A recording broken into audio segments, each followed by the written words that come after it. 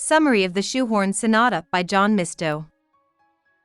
Bridie and Sheila were released from a Japanese jail camp during World War II 50 years ago, in 1995.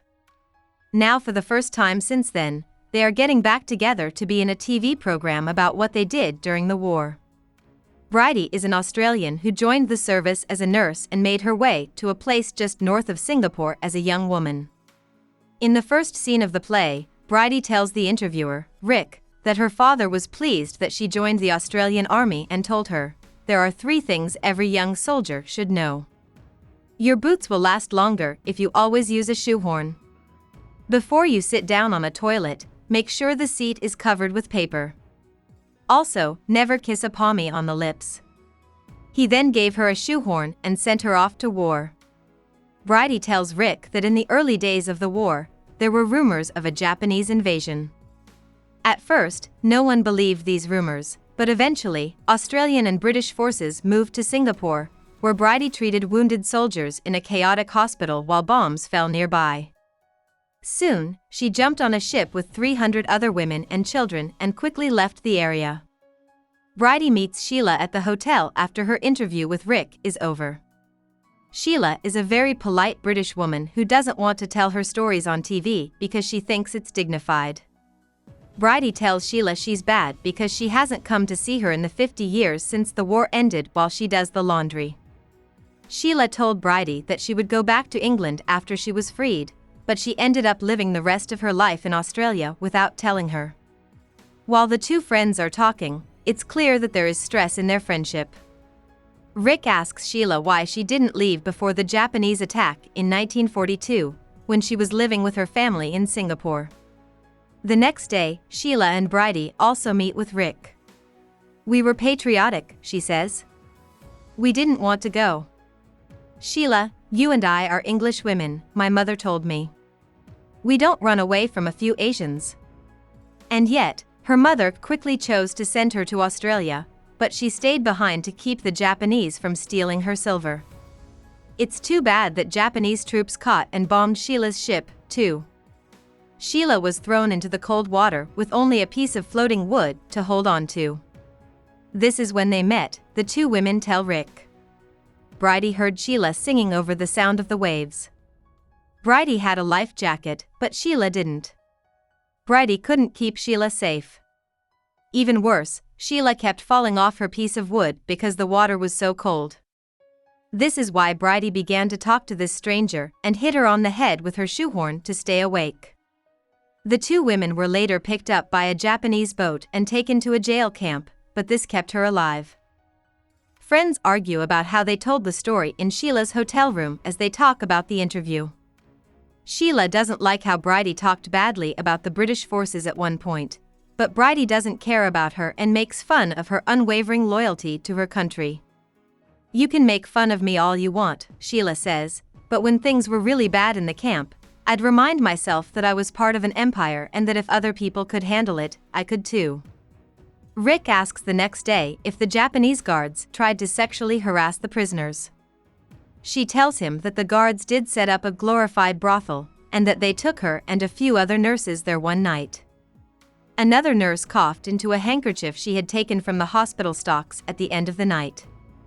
Even though this cloth was already stained with blood, she pretended like she had just coughed up the red drops, which made the guards afraid she had tuberculosis.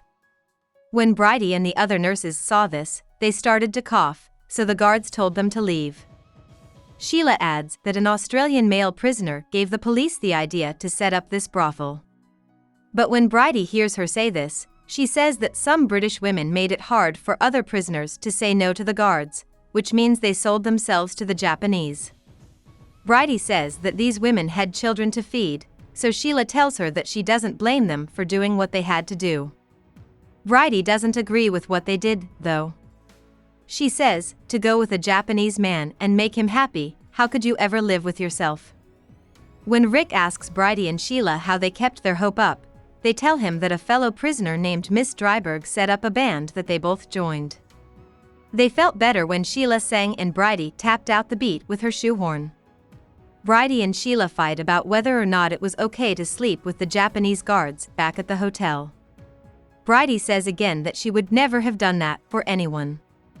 Bridie is the only one at the interview the next day. She tells Rick that she wrote in her will that if she died, everything she owned should go to Sheila, including her shoehorn and her share of a piece of caramel. She says this to emphasize how normal it was for inmates to die in the camp. She tells Rick that Sheila got the candy by selling a brooch when he asks about the caramel. Bridie and Sheila sucked on the caramel once a week for 1 minute each while they were in the camps. They always resisted the urge to eat more so the candy would last until the end of the war. But one day, a group of Australian men who had broken away from a working party showed up at the jail fence and started singing. At this point, one of the guys waved to Bridie, which made her day. When the guys were no longer around, Sheila and Bridie finished the toffee as a Christmas treat. Bridie thought about the guy who waved at her that night as she lay in bed. When Rick asked her if she saw him, she said, "Yes. In fact, I did. I married him after the war." Bridie goes to Sheila's hotel room after her interview by herself. Sheila is so drunk from the night before that she was mean to Bridie and told her to leave because she was so drunk. Bridie now says that Sheila drinks too much, but what bothers her most is the thought that drunk people always tell the truth. She can't ignore the mean things Sheila said because of this. She feels hurt and asks Sheila why she ignored her for so long. Sheila replies, "The camp was the only thing we had in common. It hurt too much for me to keep talking about it, Bridie. And leave when something hurts you, or you bury it by digging a hole. What did you think we were going to do? You, me, and Benny would all settle down in Chatswood?" Bridie slaps Sheila and tells her, "You're alive today because of me." I hear the name of her late husband being mentioned. Remember it always. Sheila then opens a drawer and pulls out Bridie's shoehorn. She says she has spent 50 years trying to forget that they needed each other during the war. Bridie doesn't understand what the shoehorn is. She thought it was gone for good after all. In fact, Sheila told her that she had traded it for malaria medicine when Bridie got malaria in the last few months of their internment. Sheila actually went to a guard named Lipstick Larry and decided to have sex with him in exchange for some quinine pills. Bridie tries to tell Sheila to stop telling this story because she doesn't want to hear it. Sheila keeps going, and when she's done, she asks Bridie if she was telling the truth when she said she would never do something like that for anyone in the world. Bridie doesn't answer, but it's clear she meant what she said. The next time they talk, Sheila tells Rick that most of their group had died by 1945. People who were inmates didn't know that the war was almost over. The guards took all of the prisoners to Belle-Île, where they thought no one would be able to find them, to hide them. It looked like the Japanese government had issued an order that every prisoner of war should die by October 1945. The guards didn't have to do much to follow this order, though, since so many prisoners in Belle-Île died of malaria. Sheila lies to Rick and says that she saved Bridie's life by selling the shoehorn for malaria pills. To Bridie's question, Sheila told her that she didn't tell her the truth about how she saved her life because she was afraid it would shock Bridie too much. Bridie had to have a lot of medical treatments after they got out of the camps, and Sheila didn't want to make her problems worse by telling her the truth.